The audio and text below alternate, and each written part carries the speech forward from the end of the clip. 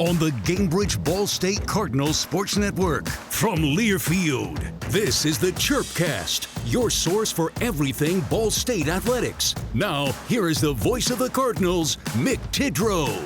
Welcome into another edition of Chirpcast, the coach's show out at Ball State football with head coach Mike Neu. We'll get into the nitty-gritty of everything throughout the season and what's up to come in the last two games of the season as well. One more on the road, one more at home, both on Tuesday nights to wrap up midweek action. Coach, appreciate you jumping on as always. It's good to be here. So, Mike, it's 5-5 after 10 games, 3-3 in the Mid-American Conference. Come off the Toledo game.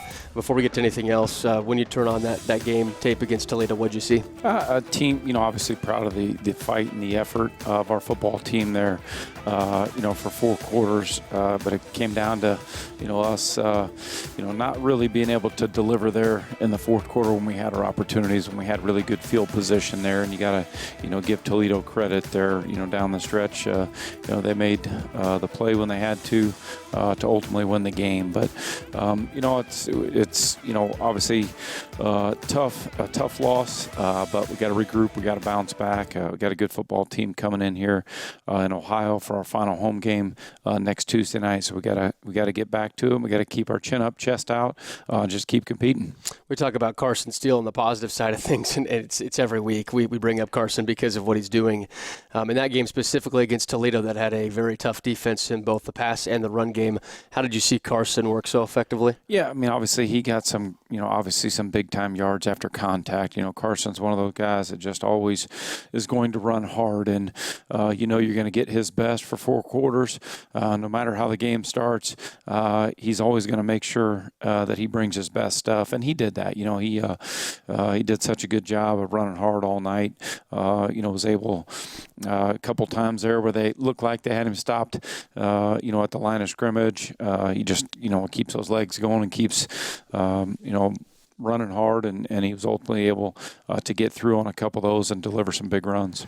We had Jack down on the sidelines for the game, and he said that after, I think it was his second touchdown, Carson ran over to his offensive lineman, was giving everybody hugs and say, "I can't do this without you."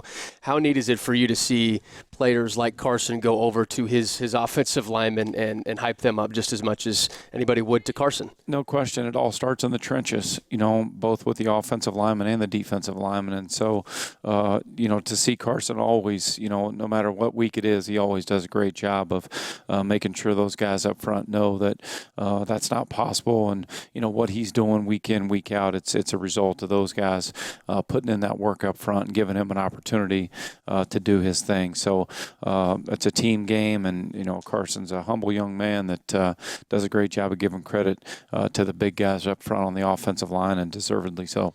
Mike, a couple moments ago you mentioned doing some things to help close out games. What were some of those specific things that you wanted to see to try and close that game out? We just got to make a play.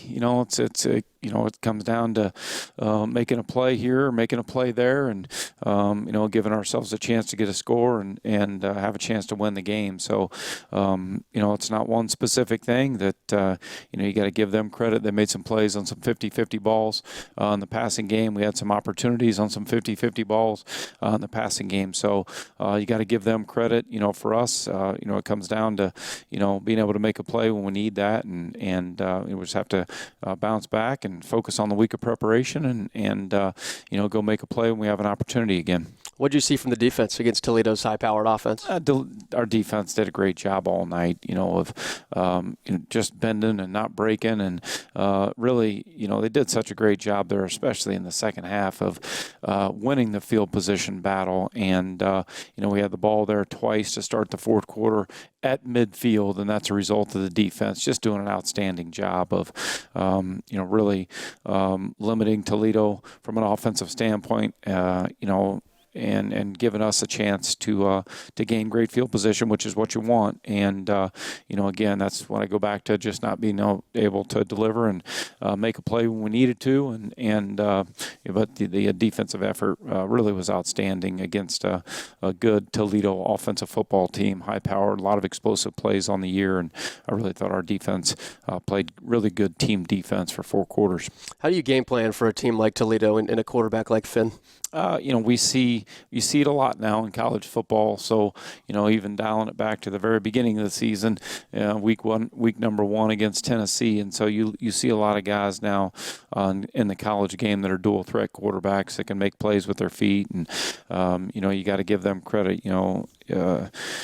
He did a nice job all night, of making some plays, both with his arm and with his legs there. And so, that just, challenges you from a defensive standpoint to make sure that you cover the whole field. And you got to make sure that, you got to make a decision with your game plan. What do you want to take away? You got to try to take away something. And that was one of those that we tried to take away some of those QB runs and limit him that way. And you got to give him credit. He made some plays in the passing game, and you got to give him credit because of the 50-50 balls. They had a couple 50-50 balls that they came down with and ended up in some big plays. Big plays on the special teams unit as well. Lucas Burrow had 11 punts. If you look at the box score and see the numbers, only 40 yards per punt or 39 yards per punt, but then dig a little bit deeper and you see how many times he pinned Toledo's offense inside the 20-yard line. I think it ended up being 6 times.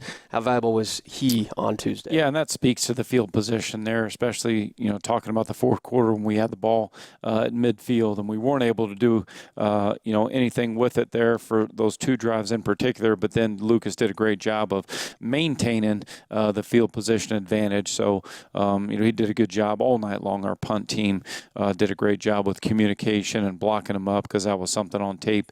I know Coach Conley, and certainly when you see that from Toledo and what they'd put on tape all year, they've done a good job and they've given you a bunch of different looks from a special team standpoint. So to be able to get them blocked up and let Lucas go out there and execute and be able to pin them where we could still maintain a good field position advantage. With head coach Mike Neu on Chirpcast of the Coaches Show, looking back at Toledo, getting ready for Ohio senior night. Mike, let's go down that path. It's senior night. You've been through a couple of senior nights now as a head coach, went through it as a player. What's Tuesday night going to mean for you and this program? It's always emotional when you have to say goodbye to a group of players that you have a ton of respect and love for, and seen their growth and development over the years. And it's always hard. Yes, that's part of the process for Tuesday night. It's one of those that there's some anticipation, some lead up to it. But once you have that opportunity before the game to recognize those young men that have given so much to our program, we got to play a game, and there's no better way to finish a senior night or your last game at Schumann Stadium than with a win. And so that's our focus, that's our goal. But it's always bittersweet. It's always emotional. I'm kind of an emotional guy, and to be able to see those guys, play one more game here at Schumann Stadium, it'll be tough. But I'm also very appreciative of everything they've given to our program. Not as many graduating as last year, but still so many impactful seniors graduating and moving on. You mentioned the emotions, Coach, and I want to go down that road. How do you continue to manage emotions on a day like that? Yeah, you have to, because again, there's no better way to remember your senior night, because you're always going to remember the last one that you play at home. I do. You're always going to remember the last one that you play at home, and so to make sure you send those guys out with great memories, and to have that scene in the locker room when it's all said and done at the end of the night, to sing the fight song together, you'll remember that for a long time. So, but that's the focus. Nothing changes with our process of how you go about preparing to play a game every week, and so it all starts with that, studying our opponent in the film room, having great days on the practice field, and getting ourselves where we need to be from a confidence standpoint to go play fast and go execute at a high level Tuesday. You said you remember what your senior day was like as a player. Take us through the day. What happened? Where was your mind? And how did you hold all that together? We played earlier in the day, which, played a noon game, which I'm thankful for, because, sometimes when you have to sit around and wait all night, then you drive yourself a little bit crazy. And luckily, that was a final game here where, we won the MAC that day and we were able to hold up the trophy on the field. The goalpost came down, which was kind of cool. So I remember that. And I remember, obviously, just the moment there with my family that, it supported me, through all the years as a player there, and to have one final chance to have my family in attendance and to be able to share a day like that with them, couldn't ask for it to end any better. How heavy are those goalposts? Oh, I didn't take them down. I was just they were taken down, which was kind of cool. But I didn't get in on that and stayed in my lane. I didn't try to carry a goalpost out of here or anything like that. Probably a smart idea, not to be mixed up in that. So you talk about being able to partake with the players and everything. And as a coach, from your perspective, how do you keep your emotions in check on a game day for this? Because you talked about it from the player's perspective, but how about from your perspective? Yeah, the hardest part really is once we finish pregame warm-up and then going all the way down the line. That was a long line last year.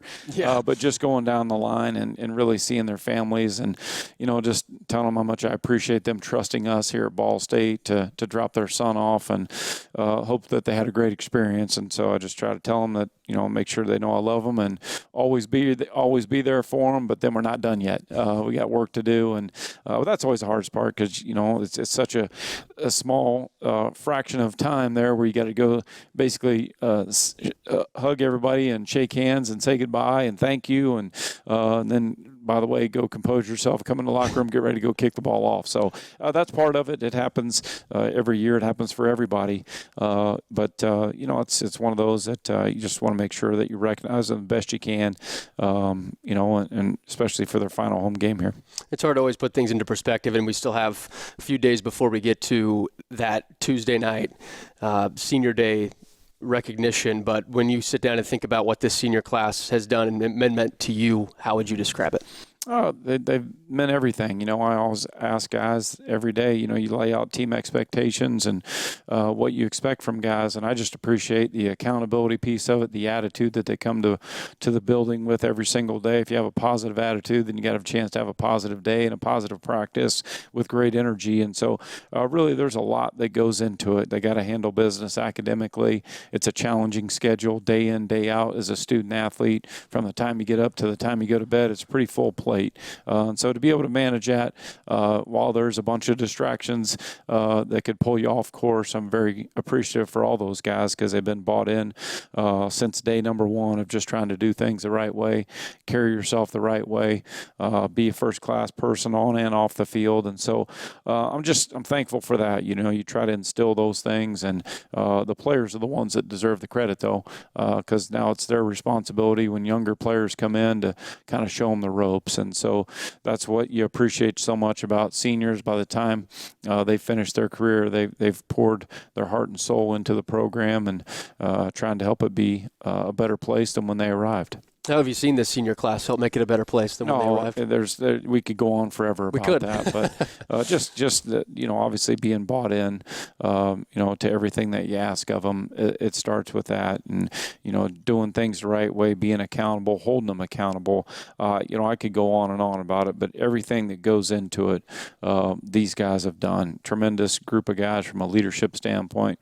Very confident that this group, when they do graduate and they finish here at Ball State, they'll be difference makers in our world. Now, that's one thing I talk to the parents in recruiting, talk to the recruits about, that's my goal. I know they all want to play football for as long as possible, and having a chance to play past the college level is everybody's goal, including mine. But at some point, you're going to be done, and you got to be set up for life after football. And these guys this group of young men are set up for life after football, and they'll go be difference makers, leaders in their community, and whatever it is they decide to do, I know they'll do it at a high level. With head coach Mike Neu on Chirpcast, the Coaches Show, looking back at Toledo, talking about Senior Day, and also something that is staring straight in the face of Ball State football right now. Coach, 2 games left on the season, a chance to go to a bowl game for the 3rd consecutive season, first time in program history. When you hear that, what does that mean? That obviously our program is doing some good things. Yes, we want to be in a championship conversation every single year. That's the goal. That's the only goal. When you play in this game and your goal is to win a championship, that's why you work hard. That's why you get up early in the morning. That's why you do all that. But, when you think about the picture that you just painted there with the opportunity to go to get bowl eligible, to go to a bowl game for 3 straight years, that's an accomplishment. That's an accomplishment to the group of guys that you just mentioned that would be taking the field here for the last time, and and it's a credit for hard work. It's a credit for trying to sustain success. It's one thing to have success, but you want to try to stay there. You don't want to dip down and take a step backwards. And so it's hard work. It's a great conference. It's very competitive. We've been in 6 one-possession games in this conference, so we're facing another outstanding football team. Coach Albin's done a great job. They've won 5 straight games. They're the hottest team in the MAC right now. And, it all starts with us doing our part. I told our guys today, they've won 5 in a row. I said, we're 2 plays away from potentially having had a chance to win 6 in a row. Yep. So it's a great conference. It's a great conference. They're hungry. They're trying to get themselves, obviously, as the East representative in the MAC championship game. So it's going to be a great game. There's a lot on the line, and my concern is us. We got to bounce back and make sure that we have short-term memory about what happened. Toledo, we have to have a great week of preparation here and get ourselves ready to go. After a game like Toledo and then having to prepare for a game like Ohio, how do you flip that switch? You have, just focus on the process. It doesn't change, and got to keep our chin up. You can't let the effects of that game linger, and you got to respond. Obviously, I trust our guys, especially on the leadership council, to do their part to make sure the atmosphere is right, to make sure everybody's mind is right, especially in the locker room, especially on the practice field. And we got a chance to accomplish some great things as a football team with this 2022 team, and that's our focus, of just trying to make sure we go 1-0 this week, and it starts with having a great week. How many Rourkes are there that are going to play for Ohio, especially at the quarterback position? They have another one that's played really well this year in Curtis Rourke.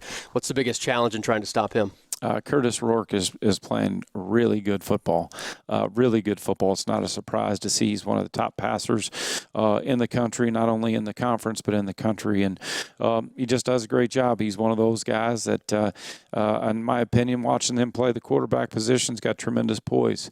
And he locates the ball at a high level. His completion percentage, you can always look at a completion percentage, but then when you watch the tape, he locates the ball at a very high level. He always gives his guys a chance to make a play, and he's completed some balls in some tight windows that only because of his ability to locate it is why that happened. So a lot of respect for how he's playing the game. They've got a really good scheme offensively. Before Coach Albin became the head football coach there, he worked for a lot of years for Coach Solich. So, they've had a very good offensive system in place. And obviously, as you mentioned, we got another Rourke that's playing quarterback at a high level in the Mid-American Conference. And, obviously, you can see his growth from last year to this year. I know we did not play them, obviously, a year ago, but you can see his growth from last year to this year. And, you got to credit him for the type of season that he's having so far. Guess we'll see if there's another Rourke coming behind Curtis after Nathan now playing in the CFL with the BC Lions. So a pretty accomplished family. But, Coach, when you look at what Rourke does, not just with his arm but with his legs, you've seen a lot of dual-threat quarterbacks we talked about earlier in the show. Hendon Hooker, Finn from last week. How have seeing those quarterbacks helped prepare for a guy like Rourke that can do both of those things? Yeah, there's no, and he's one of those guys too. When you turn the tape on, he's gotten out of some tackles that were potentially tackles for loss because he's tough. He's tough. He's got good patience as a runner. He makes good decisions in their option game of when to pitch, when to keep. He's really good that way, and he's very patient. He makes, again, his decision making is really, in my opinion, what makes him so good. Not just as a passer, but also as a runner. But you see it game in, game out. And even no matter how the game goes, if it starts and there's a few plays that don't go his way early on, he stays composed, does a good job of just continuing to run the scheme, the system, and at the end of the night you're like, holy cow, he just had a tremendous game there. And but he's one of those guys that you're going to have to play good team defense, and you're going to have to cover the field, and you're going to have to make them earn it. And those are things that when you face a guy like this, it all starts with the preparation, communication, to be able to get that done. Well, Mike, Ball State football trying to get it done and get to a bowl game against Ohio on Tuesday. Don't forget to check out ballstatesports.com, get your tickets, and make sure to show up to senior night to appreciate what Ball State football and this senior class has done. Mike, thanks for jumping on as always. I appreciate you having me. That's it, Coach. Echo what you said. Yeah. It'd be awesome to have a nice turnout, on Tuesday night. I know it's MAC, and I know it can be challenging, but love to see a great crowd here at Schumann Stadium, especially for the seniors, and there's a lot on the line. You heard what he said. Do it. Buy your tickets, ballstatesports.com. Check them out. We'll have more coming up on Chirpcast. That's head coach Mike Neu previewing Ohio. Hey, Cardinal fans, it's women's head basketball coach Brady Sally here to talk about my friends at Gill Brothers Furniture. Let Richard Gill and his staff make your house a home just like he's done mine. He's a proud sponsor of Ball State Athletics. Gill Brothers makes great living affordable. 2 convenient locations in Muncie and Anderson, and visit them online at gillbros.com. Ask about the Ball State discount. Welcome back into Chirpcast, the Coaches Show. We've already sat down with head coach Mike Neu, broken down Toledo, looked at Ohio, talked about Senior Day, and much more. Make sure to check us out on Spotify, Apple Podcasts, and YouTube, wherever you get your podcasts. We are there. We're now with running backs coach Joey Hecklinski. Joey, appreciate you hopping on for the first time this year. We're going to chat you up and just have a good time today. Awesome. Excited to talk with you and talk some Ball State football. So I have to start off. What's it like coaching Carson Steele, or just being around Carson Steele? It is. It's amazing to see. Obviously everything that goes in on game day and all that stuff, but the consistency that he brings in and day out, it's awesome. He's the first one out on the practice field, last guy to leave. Guy loves hard work, so it's exciting to see kind of that payoff and really see him. The goals that he had at the beginning of the season, him reaching those and having the success week in and week out. So it's a cool thing to be around him. So you're his running backs coach. Have you tried to go squat for squat with him, 675? No, I haven't. I don't think, I actually lift more than he does. Well, let's talk about that. Let's talk about that. No, I don't. No, but the guy loves hard work, man. He loves working hard, and whether it's in the weight room, football field, that's what you want out of a player who has the talent level that he has. So it's exciting to see, that work ethic that he has, and he brings it in and day out. So we've seen what he's done this year. Obviously, over 1,000 yards already this year. Multiple games with 3 touchdowns in a game. How has he gotten better from the start of the season to now? Yeah, I think it really, if you look at to when he got here, even last year, to this season, and then as the start of the season to now, really just being a patient runner, understanding, taking, what the defense is going to give him, understanding that, early on a 3, 4, 5 yard run in the first quarter, as you get further into the game with just a style of running that he has, those are going to become 20, 25-yard runs in the fourth quarter as he kind of wears on people and things like that. So just seeing him kind of develop that patience a little bit, and then also, he runs hard. He takes coaching well. He always, wants feedback, which is awesome. So it's good to, like I said, coach him but everybody in the group, really. We have a really great room that support each other, understand the success is, the player is a ton of it, but also it's the position, man. They give each other feedback on the sideline, what they saw, something like that. If someone asks, hey, what did you see on that run? You're going to get it most of the time from the other running backs who are down on the sideline, which is, we have a great group that way and a great room who enjoy the success of everybody, so it's good. We'll definitely get to the rest of the room because I want to talk about how that room has been dynamic all season long at the running back spot. But you mentioned something, breaking off just 3 to 4 yard runs early in a game and then having 25 plus rushing yards on carries late in games. Why does that happen? Yeah, I think really just his style of running. A lot of times, obviously, he's a focal point of our offense. The running game is a focal point of our offense. We know in order to be successful, we're going to establish the run. And a lot of times early on in a game, the defense is going to do something, or we have to kind of settle in and see what their game plan against us is as well. And so as that happens, you get a 5 yard run here, all right, and then we come to the sideline and talk about what happened. And then, as you get further on in the game, the physicality that he brings, as well as just some adjustments and things like that, lead to, okay, now we can get you in a position where it's going to be a bigger run. And, you've seen kind of some of that take off this year. So how much dialogue does take place with you as a running back coach with the running backs in game? Because you talk so much leading up to a game and game planning, preparing, but when the game happens, you just mentioned a little bit, how often are you talking to that running back group?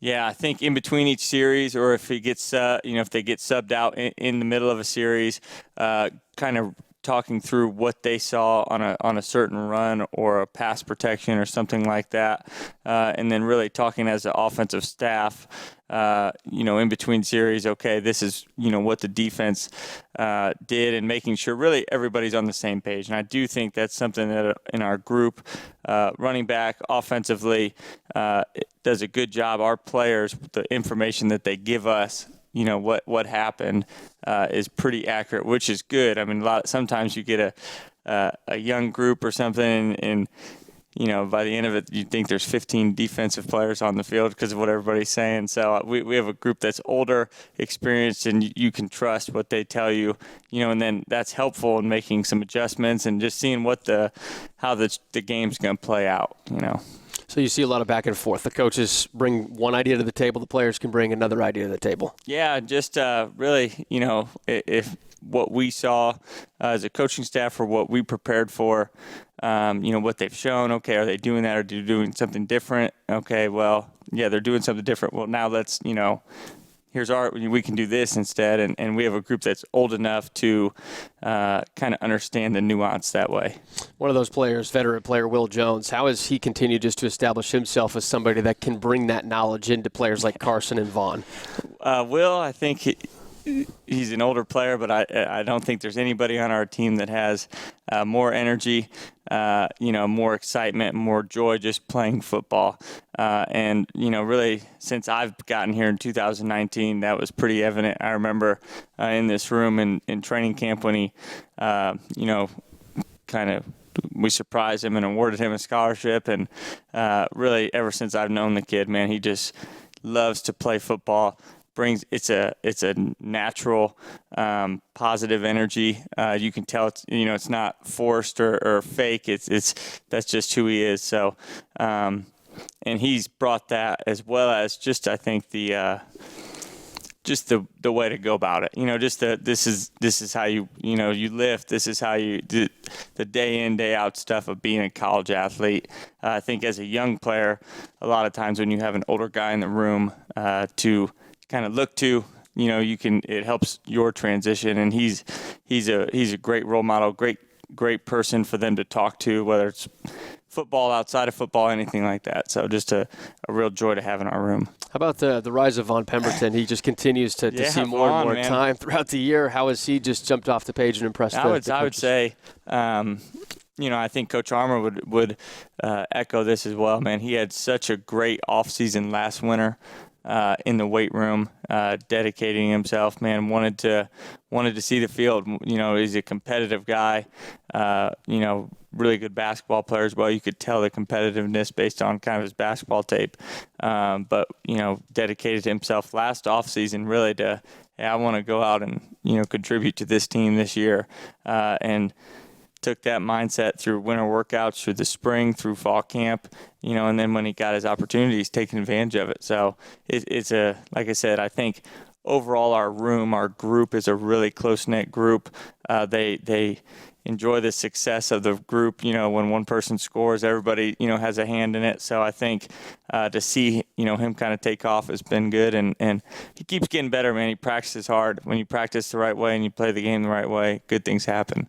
We're with running backs coach Joey Hecklinski on the Coaches Show Chirpcast. We've talked a lot about the running backs and what they've done and presented for the team. But Coach, let's talk about what your job is and how you impact the team. Outside of being the running backs coach, what else do you do? Well, right now I'm our co-recruiting coordinator. So I kind of, Vic Hall, our corners coach, and I are co-recruiting coordinators. So he kind of, looks over the defense. I look over the offense, just and then, planning visits, things like that. And then really, what we need to be doing from a recruiting standpoint. Guys we're on, set the direction, along with Coach Neu, obviously, of the type of guys we're bringing in here, who we need, what positionally we need, and kind of, looking ahead that way. But I've kind of, I've done academics. I came in as a GA. I started as a receivers GA with Coach Bailey. So worked with the receivers, worked with the quarterbacks, now with the running backs. So whatever they need me to do, I'll do it. Let's talk more about that journey. You said you were under Coach Bailey for a little bit, and now as running backs coach and the offensive recruiting coordinator. What's the journey been like for you to get to this spot where you're at today? Yeah, so I came. I'm actually the third person in my family to work at Ball State. I had a cousin Jeff Hecklinski, was the receivers coach here under Coach Hoke. Before that, my uncle Ron Hecklinski was a basketball coach here in the, I think, 89 to 92 maybe. So Ball State, and the Hecklinskis go back. So it's a special place. I played at Marian University, played football there down in Indianapolis, and coached and got connected with Colin Johnson, our offensive line coach. He was our O-line coach at Butler. We worked together there in 2018, and then was fortunate enough to join the staff as the offensive graduate assistant receivers coach in 2019. So, and then, like I said, whatever they ask me to do, I'll do it. So your family's kind of rivaling the Lynch family, right? No, I don't think anybody rivals the Lynches, man. So when you're sitting here talking about your journey and what it's been like to get here, what's been the most rewarding part of this whole process?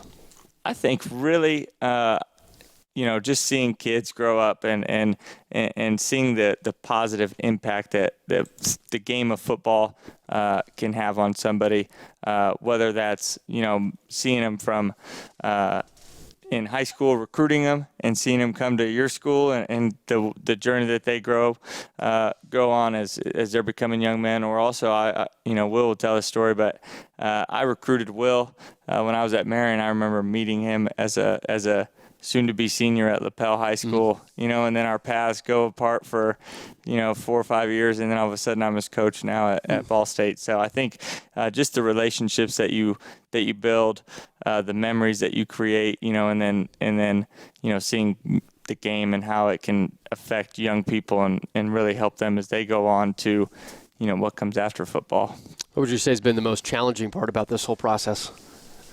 I think you have to have a family that understands there's a great amount of time commitment that is needed, and it's Coach Neu says it, and it's true, man. This is our family. We have families, but we spend more time throughout the season with our football family than we do our actual families. So I think it's challenging. I'm fortunate. I grew up in South Bend, Indiana, so the majority of my family is still, in there. So they've come to a couple games. You get to see them. But then, it's anytime you're away from family, it's tough, and so I think that's, it's rewarding, all the stuff that happens and the opportunities that we do have, but it's challenging at times, because of the time commitment that's needed. So. It makes a lot of sense. I mean, when you sit back and say, like, oh, it's only a 12-week season, it's much more than just a 12-week season because there's so much that goes into it. And it's from head coach Mike Neu all the way down to all the players and all the staff, the GAs, everybody's so involved throughout the season. How much has Ball State football this year specifically meant to you and what you've been able to do as a coach? It's been a special group of, it's been a lot of these kids were freshmen or redshirt freshmen when I first got here, and to see them now, you look back and you're like, oh, that kid's a senior now. Like, I remember when Nick Jones was a 17-year-old freshman, or Clayton Coll had just gotten here, the spring before. So it's been a special group to kind of, be here throughout the majority of their careers, if not all of it. And then also to see some of the younger kids that we've had, really grow up and become veterans and take ownership roles and transition from a newcomer to somebody who's playing significant role. And I think we have great people. Anytime you talk about, having a successful program, it starts from, the President Mearns down through the athletic department to Coach Neu. He runs the program the right way, has a great vision. He imparts that onto the staff and on the players, and those are the type of kids that we're going to get, and they're bought in, man. They love to compete. They're all about hard work, right? And they know that, they bring a blue-collar attitude towards it. And when you get around people like that, and players who are like that, it makes it fun. So makes it fun to come to work every day. No, I can only imagine. And Joey, that seems like a perfect place to drop it. We appreciate you jumping on the show and talking about your journey, your life, and what your role is at Ball State football. We appreciate it. Awesome. Thank you so much. That's running backs coach Joey Hecklinski joining us on Chirpcast and the Coaches Show. Don't go anywhere. Clayton Coll joins us next. Hey Cardinal fans, it's women's head basketball coach Brady Sally here to talk about my friends at Gill Brothers Furniture. Let Richard Gill and his staff make your house a home just like he's done mine. He's a proud sponsor of Ball State Athletics. Gill Brothers makes great living affordable. 2 convenient locations in Muncie and Anderson, and visit them online at gillbros.com. Ask about the Ball State discount. One more guest here on Chirpcast, the Coaches Show. We've already talked with Joey Hecklinski, the running game coordinator, and head coach Mike Neu on Chirpcast, looking at Toledo and forward to Ohio and what the season means as a whole. We have Clayton Coll, linebacker for Ball State football, joining us now. Clayton, appreciate you hopping on. Thanks for having me. Well, Clayton, it's been a wild season. We're, 10 games through the year already, 6 games through the MAC season. Coach Neu said it, 6 games in the MAC season, all have been one-score games. It's been a pretty wild year across the MAC. Yeah, 100%. Hadn't realized that we were talking yesterday, a couple guys, talking about we've been in a one-possession game since we played Murray State pretty much. So it's been – didn't really realize it, but it's definitely – if you look back on it, that's what the scores have been. It's been a wild season. It's been a one-possession, a few plays here and there season. How does that build some of that strong mentality and build a team that can go win those games late in the season and get to that bowl eligibility spot?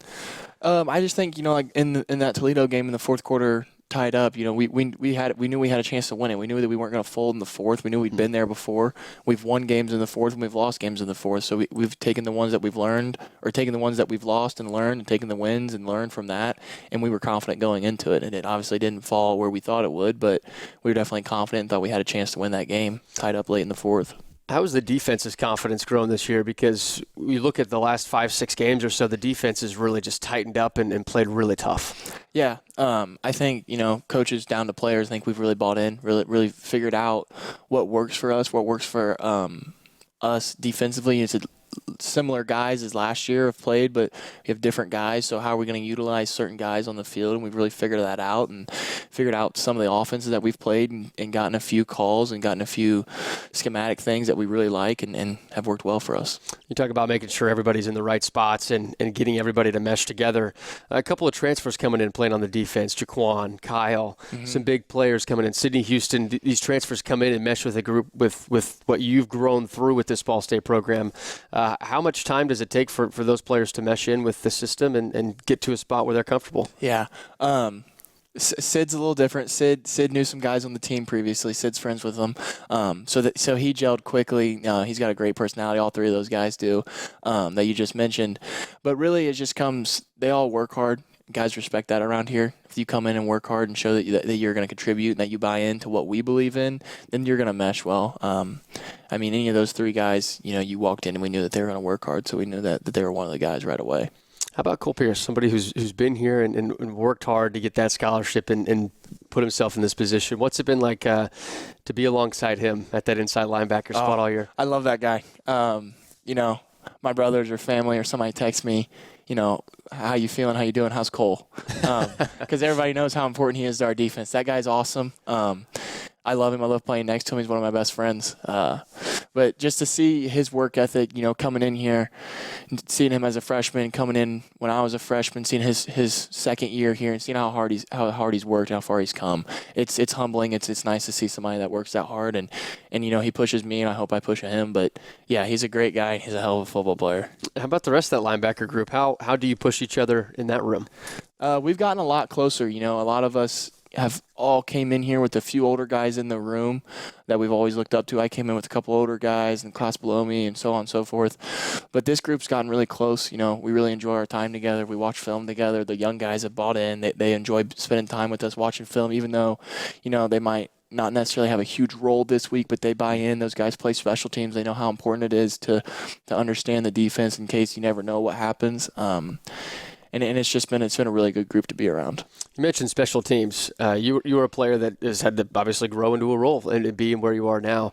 How much have you been able to give the perspective of, hey, if you shine on special teams, even though you are a backup linebacker right now, that's just going to be able to put you in a position where you're playing a lot of meaningful snaps. Yeah, absolutely. You know, my freshman year, I was fortunate enough to rotate. I played a lot of third downs and some specialty stuff that we needed help in, but absolutely, I had a lot to do with some special teams, and there was games where I started on all 4 special teams, and being on punt my freshman year for the majority of the year was kind of a big deal because that's one of the major special teams units that takes a lot of time and effort to put into because it's a big play in a football game.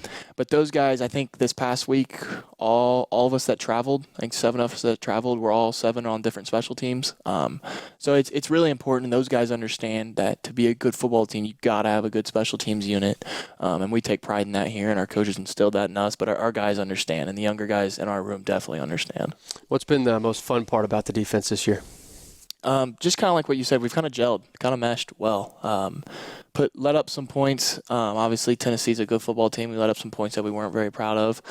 But from there on out, we kind of slowly chipped away at getting it to where we wanted. You know, let too many points up against Western early on. Had a good showing versus Murray, and then went down to Georgia Southern, too many points. And from there on, I think we've really kind of honed in on certain things and figured some things out and got us to the point where we're only letting up 20-ish points a game and kind of dominating late in games. What have you figured out? What's working?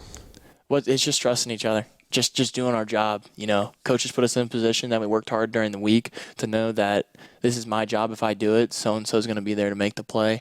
Not every play is going to be a play that I'm going to make or Cole's going to make or anybody else, but just let your plays come to you and do your job, and we'll be all right. Clayton, you talk about hard work. You're on the Orful Watch List Award for community service. What does that mean to you? It means a lot. You know, I try to do my best, you know, time frame wise with football and stuff. I do probably more at home. When I have the time to try to do stuff here. We do stuff here as a football team, and it just means a lot to be recognized for something, for community service and leadership and all that stuff. It just feels good to be recognized like that. Yeah, absolutely. Congratulations for being on that list. That's big. Thank you. Of course. Something else in your personal life. We're just talking about this with Sports Information Director Cody Voga about the wild travel schedule that you had post-wedding. Yeah. To be able to have your wedding, celebrate in Florida for a little bit, and then get back for workouts. I heard you were just a couple of days outside of the honeymoon. You were back practicing and lifting again. Yeah. When we got engaged, after the bowl win in 2020, right after in January. And I came back and met with Coach Neu in January and said, hey, like I'm going to get married. I'm going to do it while I'm here. I just need to know when I'll have a week off. And he told me that the only guaranteed week that we have off is right after finals week in the spring. So I knew I'd have that time off. So we set that date. And we went down there. We got married on a Tuesday, May 10th. So we went down on Sunday, got married on Tuesday, and then spent the rest of that week as our honeymoon. And then we flew back Saturday, I believe. And yeah, I was back here Monday morning. And that's something that my lovely wife is. I'm fortunate enough that she understands that football is a big deal for me. So we were able to, fly back a day early to make sure I wasn't late for meetings on Sunday night when we report back for our summer workouts. So you were able to enjoy everything, but in the back of your head, were you thinking, okay, there's the workouts on Monday, or did you try and put that aside and just say, hey, I'm going to enjoy the time? No, I absolutely enjoyed the time. I pride myself on a pretty strict diet and a healthy lifestyle. I did not that week. I definitely came in on Monday knowing that I ate one too many chicken tenders by the pool, but I was definitely okay with it because I wanted to enjoy that week with her. No, that's awesome. I think that's a good thing to be able to show that you have a strict regimen, you're sticking to it, but there's got to be a week, right? This is one of the biggest weeks you're ever going to have in your life. Yeah. It's okay to eat a couple chicken tenders by the pool. Yeah, it was a fantastic week. And if she listens to this, she's going to laugh because she knows the chicken tenders that we had that week were delicious, and we had them multiple times. So for those who don't know, what's your wife's name? My wife's name is Allie. Okay, how'd you meet? We met in high school. My dad took a head coaching job at the high school we met at my sophomore year. We didn't really get to know each other until our junior year, into my senior year, and then we started dating at the end of our junior year. Okay, so when did you get engaged? We got engaged January of 21. Okay, January of 21. Okay. What's it like being a student athlete who's married? Is it much different than being in a relationship? I mean, we talk about this a lot with players who have children. So we talked with Sydney Houston having some kids. It's a different dynamic when you're a college athlete, right? So what is it on the marriage side? Yeah. just I spend my time different than most guys. Most guys go home and go do whatever, but she's in PA school in Fort Wayne. Okay. So there's nights where if I know I have extra time and I know we have a late morning the next, I'll go head up there and go see her. Or there's times where she'll come down here and surprise me because it's only an hour. But, we had a lot of classes together. We were both the same majors. She's a PA student, so she was pre-PA, and I'm pre-med for medical school afterwards. So we had a lot of similar classes when she was here, so our schedules were similar when I was outside of football, but now our schedules are totally different. So it's a lot of sacrificing, do I want to go home and lay on the couch? Yeah. But do I know I have a chance to go see my wife? Then 100% I'm going to take it. Or if she's going to be here, we're going to go do something and try to find something to do that's not football related. It's a non-traditional way to go through college, right? Being a student athlete, being married, but it's also one of the most rewarding things. Just speaking from experience, my wife and I got engaged after meeting in an argument and debate class at Ball State. So nice. Those are they're great stories. So I love hearing about what your story has been in your journey, and how you've been able to mix the football with marriage. What's been the most rewarding part about having all of that mixed together, having a wife and being able to play football at the same time at such a high level? Probably the most rewarding thing would be like I love football and I enjoy it, but being able to see her after games and seeing her enjoy watching me play, it's awesome. She supports me in everything that I do, and especially football. And she's definitely my biggest supporter and my number one fan. I love her for that. But just seeing her support me, come to the games that she can, she came to a game in Toledo that was at an 8 p.m. start, and it was late, and we didn't get out of there till 1, and she had class in the next morning. And then we get back late, and I wake up, and I get a text from her that she's on her way down because she finished class early for the day. So just stuff like that. It's very rewarding to see her hard work and her commitment to making sure our relationship stays strong and everything she does for me with this hectic football schedule. So sometimes she has the student-athlete schedule too. Yes, she does. She's blended her schedule even when she was here at Ball State during school. She knew my schedule better than I did. So she helped work around it. She helped us figure that whole crazy schedule out. Is she going to be at Ohio against Ohio at home?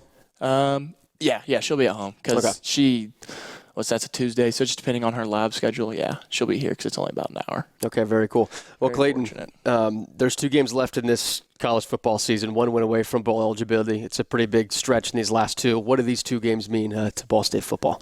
They mean a lot. They mean, trying to go 3 back-to-back bowl games. It was never been done in school history. If we do that, we have a chance to get to 8 wins, which hasn't been done, I think, 3 times in the last 20 or so years. So that's a big deal. But ultimately, these seniors have done a lot for this program. There's a lot of guys on this team that mean a lot to the program and mean a lot to me that I would feel disappointed if I seen them leave with a loss. So this is a big game for the program, a big game for a lot of seniors. Last time at Schumann Stadium, we talked about it. Me and Brady Hunt talked about, in high school you have your senior night, but there might be a sectional game at home. There's no more at home here. This is senior night. So it's a big deal. You want to make sure you leave those seniors that have done so much for you, leave them on a good note. So it's a big deal for the program. Awesome, Clayton. Well, we'll catch you Tuesday against Ohio. If you have anything to say to fans, what is it for this final home game? Just come out and support. I know it's probably going to be a cold one and on a weeknight, but any way you can support, that would be great. We're definitely going to try to go out and get a win for Ball State and for the community. That's Clayton Coll joining us on the Chirpcast Coaches Show. Clayton, appreciate you. Thank you. Appreciate everybody listening each week to Chirpcast. Find us on Spotify, Apple Podcasts, YouTube. Go to ballstatesports.com. Check out the website. Get your tickets. Make sure you're there. 7 o'clock kick. Ohio, Ball State on senior night. Thanks for joining us on Chirpcast, the Coaches Show, powered by Learfield. This has been the Chirpcast with Mick Tidrow.